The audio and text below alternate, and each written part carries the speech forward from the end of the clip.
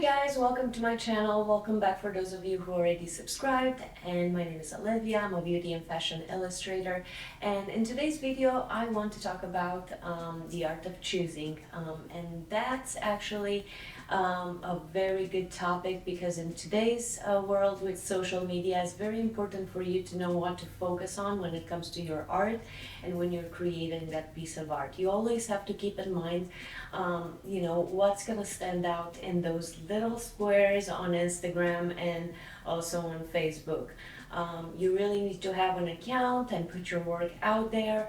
If you don't feel comfortable at the very beginning, you can just create it under a different name. I've talked about this in the previous videos, but it is very important to have a social media, presence. So with that being said, the three things that I really keep in mind when it comes to my artwork are the size of the art, the color, and the contrast.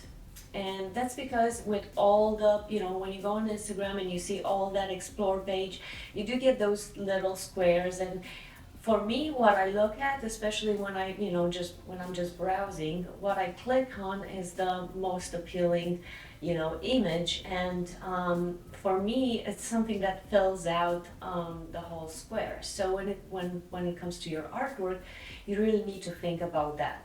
So in my opinion, I think you should be choosing subjects that are, larger. Like when I create and I illustrate dresses, I choose the dresses that are very voluminous. I don't choose anything that's form-fitting because that's going to take just a little bit out of that square. When people are going to see it on, Instagram or social media, they're going to see more of that image, the more the image is larger.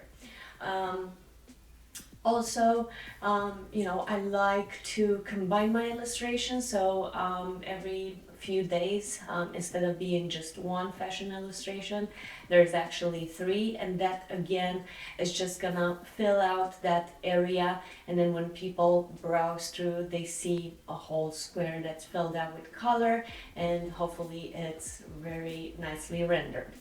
The second thing is color.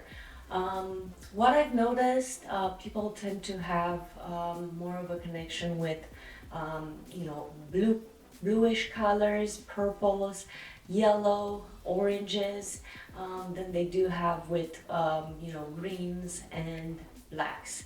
Now, there is a reason why magazines, and especially fashion magazines, don't really use color green on the cover.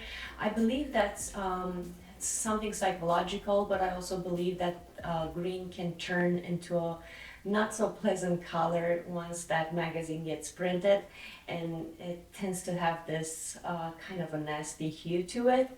Another thing is contrast. I don't really illustrate anything that has like a pale color, like white, nudes, or anything like that, because that's not going to stand out. I'm the kind of artist that uses white paper to draw on, and it's a little bit harder to actually create a contrast between that white paper and a white gown or anything white, unless you create a background and then create something on top of that background that's lighter. That's going to give it that contrast. But again, we live in a world where our attention span is so small that, and we need so much information and so much posting that needs to be put out there, that creating a background for each drawing you're doing that's going to be a lighter in color, it's just going to take too long, too much time. So that's why when I draw, I'm trying to make sure that there is a very strong contrast between the color of the paper, which is white, and also the gown itself.